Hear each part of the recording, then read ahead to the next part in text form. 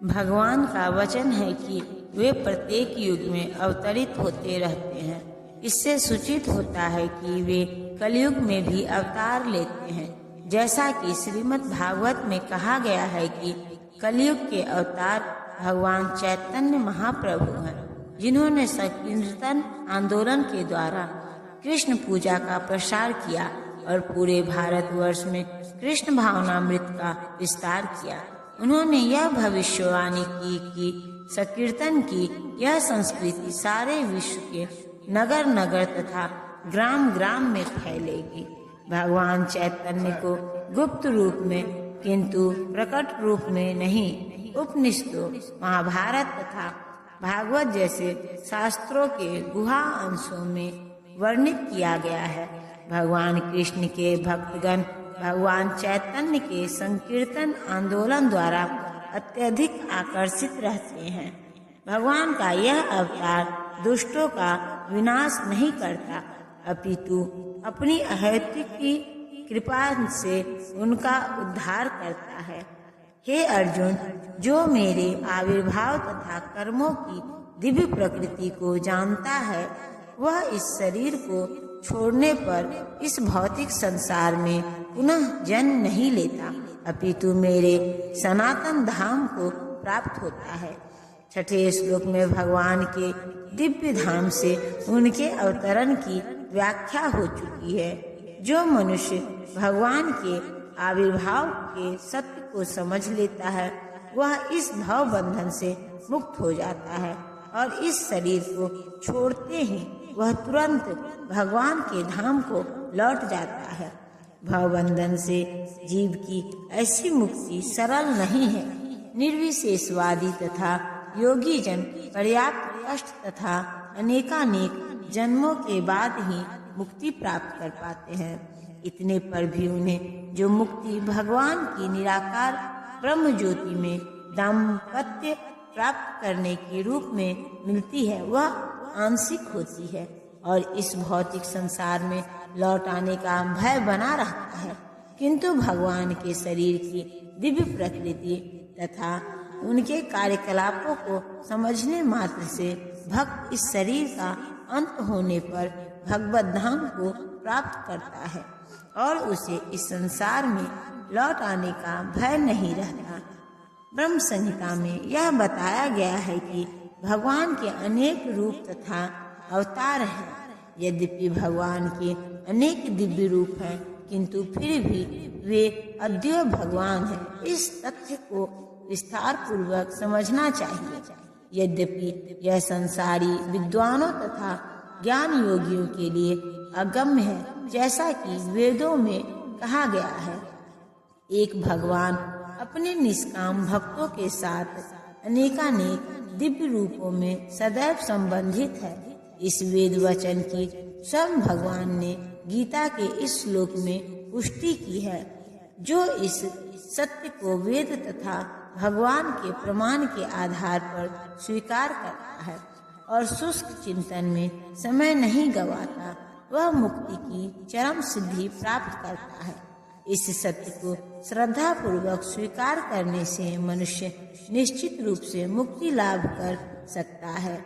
इस प्रसंग में वैदिक वाक्य तत्वमसि लागू होता है। जो कोई भगवान कृष्ण को परम ब्रह्म के करके जानता है या उनसे यह कहता है कि आप वही परम ब्रह्म श्री भगवान हैं, वह निश्चित रूप से अविलंब मुक्त हो जाता है। फलस्वरूप उसे भगवान की दिव्य संगति की प्राप्ति निश्चित हो जाती है। दूसरे शब्दों में ऐसा श्रद्धालु भगवत भक्त सिद्धि प्राप्त करता है। इसकी पुष्टि निम्नलिखित वेद वचन से होती है। श्री भगवान को जान लेने से ही मनुष्य जन्म तथा मृत्यु से मुक्ति की पूर्ण अवस्था प्राप्त कर सकता है। इस सिद्धि को प्राप्त करने का कोई अन्य विकल्प नहीं है। इसका कोई विकल्प नहीं है का अर्थ यही है कि जो श्री कृष्ण को भगवान के रूप में नहीं मानता, वह अवश्य ही तमोगुणी है और मधु पात्र को केवल बाहर से चाटकर या भगवत गीता की विद्वतापूर्ण सांसारिक विवेचना करके मोक्ष प्राप्त नहीं कर सकता। ऐसे शुष्क दार्शनिक भौतिक जगत में महत्वपूर्ण भूमिका निभाने वाले हो सकते हैं, किंतु वे मुक्ति के अधिकारी नहीं होते।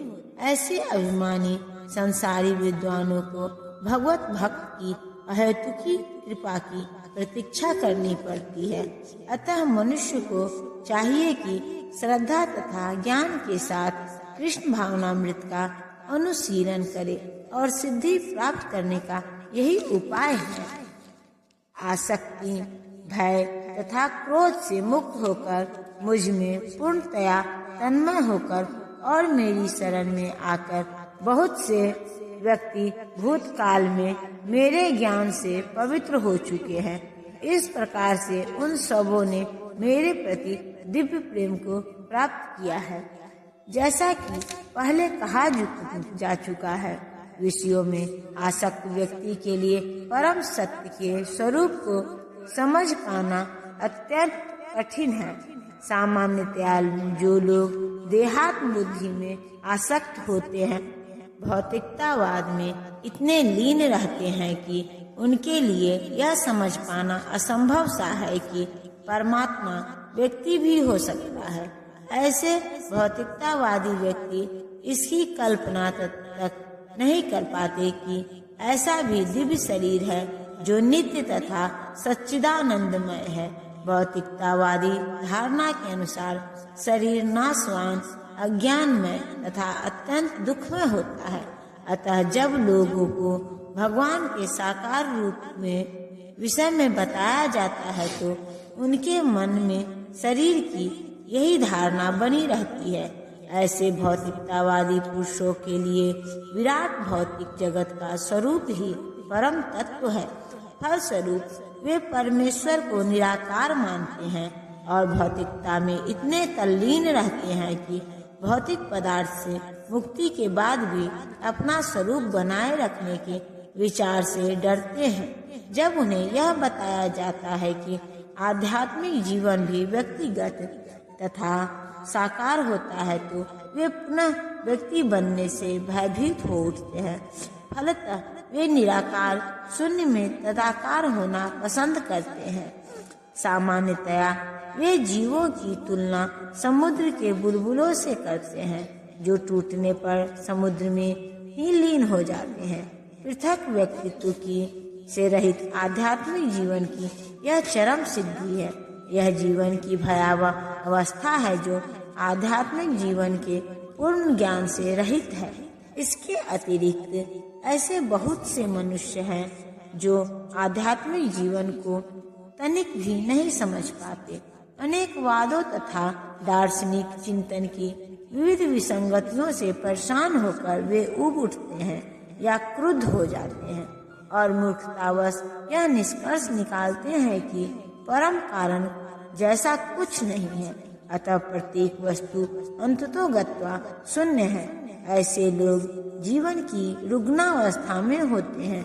कुछ लोग भौतिकता में इतने आसक्त रहते हैं कि वे आध्यात्मिक जीवन की ओर कोई ध्यान नहीं देते और कुछ लोग तो निराशावश सभी प्रकार के आध्यात्मिक चिंतनों से क्रुद्ध होकर प्रत्येक वस्तु पर अविश्वास करने लगते हैं। इस अंतिम कोटि के लोग किसी न किसी मादक वस्तु का सहारा लेते हैं और उनके मति विभ्रम को कभी कभी आध्यात्मिक दृष्टि मान लिया जाता है।